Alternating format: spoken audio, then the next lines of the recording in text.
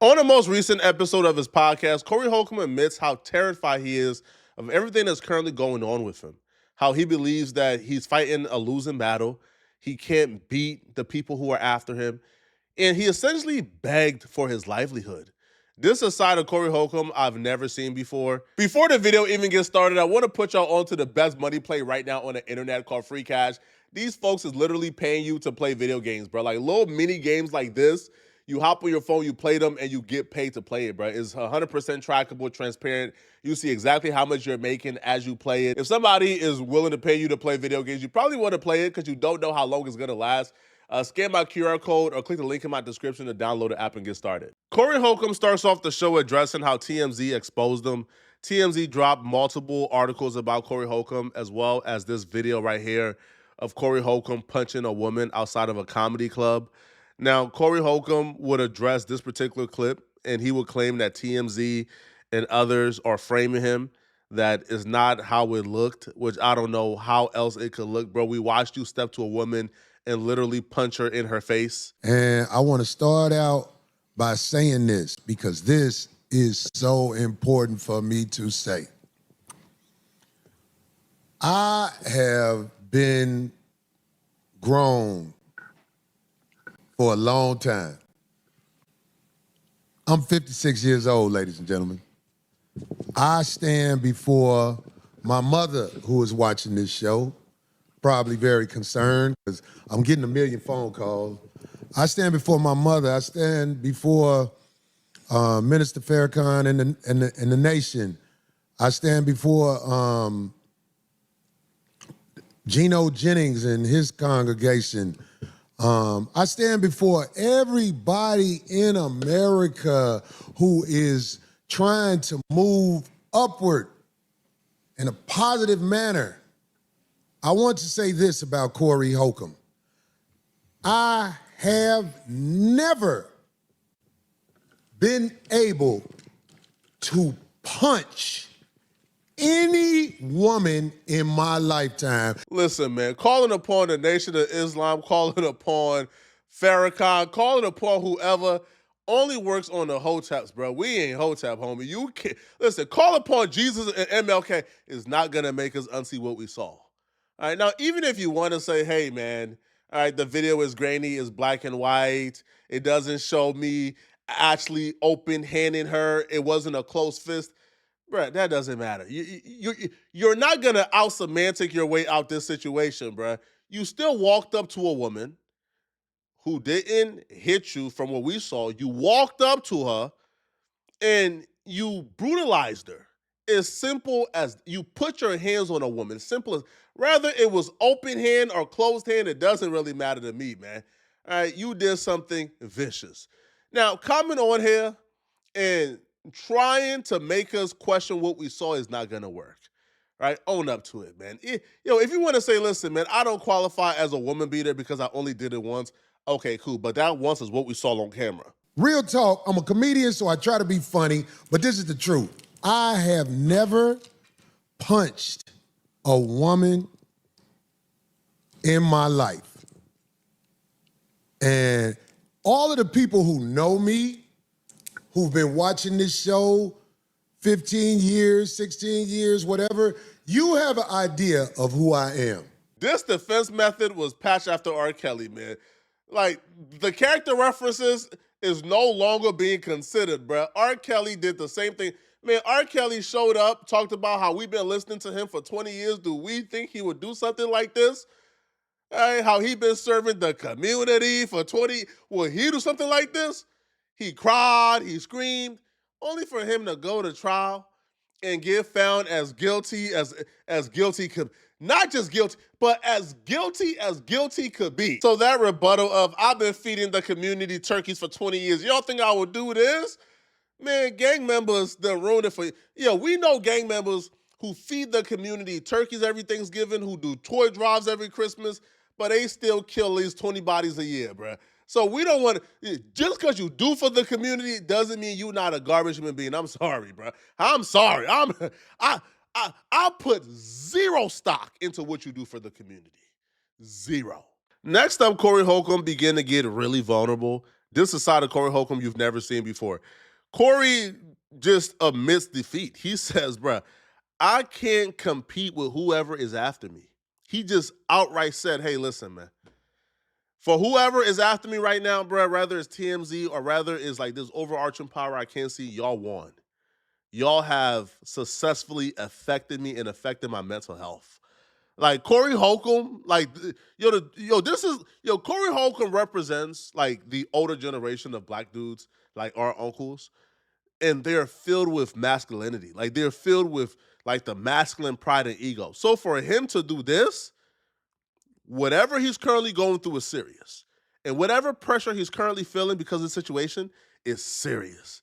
Because Corey Holcomb and the way he's talking, oh, he is worried. Because I am going to talk about why this stuff is happening to me, how unfair it is for a conglomerate in media such as TMZ to launch this type of attack against a comedian with a YouTube page. So listen, I have acquired help in my situation because my situation is crazy now. My reputation has been destroyed. I've never gone through anything like this. If you wanted to get me, let me tell you, you finally got me. Corey Holcomb, the human part of Corey Holcomb is starting to show itself. All jokes aside, yo, and I don't care if this is like strategic on Corey's behalf or if he's looking for sympathy or pity here, but Corey Holcomb is 56 years old. Extreme stress and self-medication at 56 years old usually don't end well. Nobody wants to see Corey Holcomb go out like that.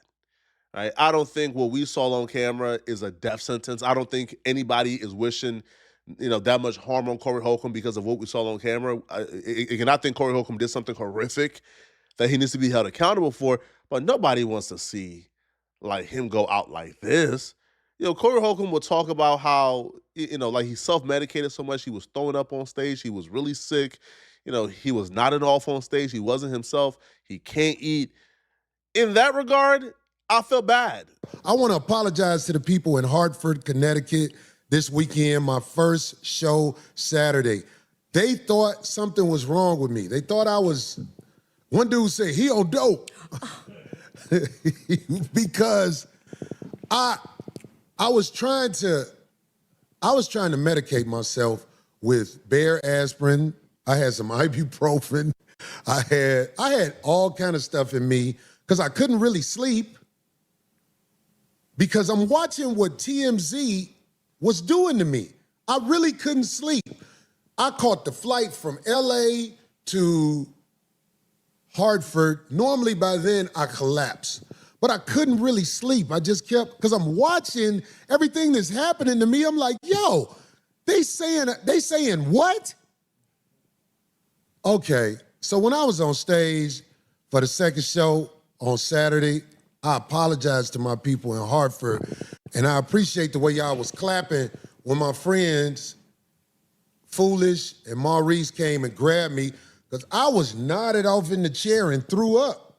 What? Because I hadn't eaten anything, and I put that medicine on my stomach. I didn't have no appetite, because I was watching what's being said about me all over the goddamn internet and everything. TMZ, I can't beat TMZ. If TMZ say it, most people gonna believe it. So I just wanna let Sean Holly, who is in the dark trying to hide, I'm letting you know, I'm gonna bring you out. I know what you've done to me. It's really foul what you did to me. And I can prove it. I can prove it. I just can't talk about the case right now. But I can prove what you've done to me with your friend Harvey Levin at TMZ. I can prove it. And I have a brother who I've acquired, a lawyer that I'm so grateful for. He's helped me in the past. And this dude, I just want to let y'all know, man, I don't get emotional about nothing, but I ain't never been under attack like this. Like, we sit up here, we go at it, we have problems with people, but I've never had a conglomerate after me. Yeah, I heard this before.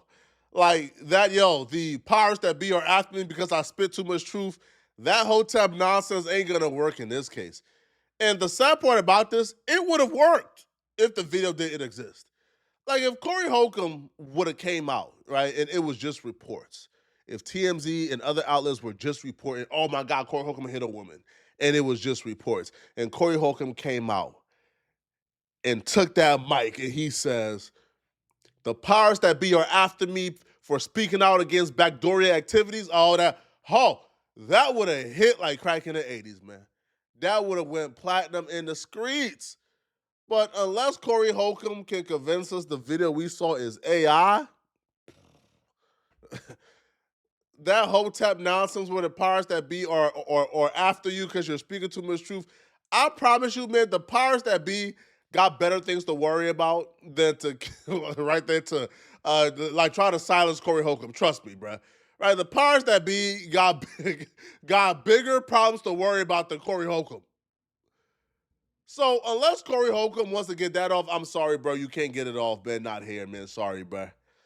Right? Like the video is just too damning, man. Like you can't get over that video at all, bro. Now, Corey Holcomb talked about the case for about 20 minutes and then brunk on his lawyer to talk about it because he can't talk about it. And then after the lawyer left, he spent another 40 minutes talking about the case. So at this point, it's like, you bring on a lawyer to speak for you because you can't talk about the case, but then you talk about the case for like an hour without the lawyer. It didn't make sense to me. It kind of felt like Corey was all over the place during this episode. I've known Mr. Holcomb for some time now, and I mean, he is just not just a lifesaver. He said, I'm a lifesaver. He's a lifesaver for me because he's such a great guy, client, and friend. And he called me, I mean, I literally was knocked out, and he called me in disarray about these false allegations that have been made against him. And his team today sent my office the entire client file. And I'm not going to get into any type of attorney-client privilege or attorney work product. But what I do know is that he may have a possible case for defamation against TMZ and others because, you know, from what I've seen, what they're saying about him is absolutely false. They're not telling both sides of the story, and it's a false, reckless disregard for the truth. And, you know, when you're out here buying news and reporting news, because that's what TMZ does, they buy news, you know, some of this news is going to be fake. And what makes news fake is where you don't go and research both sides of the story. There are public records that are on file that my client, Mr. Corey Holcomb, has a restraining order against this young lady. That was not reported, and that's a public record, and TMZ could have just pulled that up. So it's clear that there's much more to this story, and we'll get into it, you know, and we'll discuss a possible case. But I mean, this is clear defamation. It's false. It's a reckless disregard for the truth. Yo, yo, yo, listen, man. I hope the game plan here isn't to try to intimidate TMZ. Right? You think dog whistling you're gonna sue TMZ for defamation or slander is gonna Corey, please, bro. Don't embarrass yourself any further. You think TMZ that's ran by a lawyer in Harvey, you think that they haven't like crossed their T's and dotted their I's? You think they haven't done things procedurally correctly? You think you and whatever, and it's like $20 an hour lawyer, you think they're gonna intimidate TMZ? Come on, bro. I promise you, whatever dog whistle like you're trying to like get out there is not gonna work.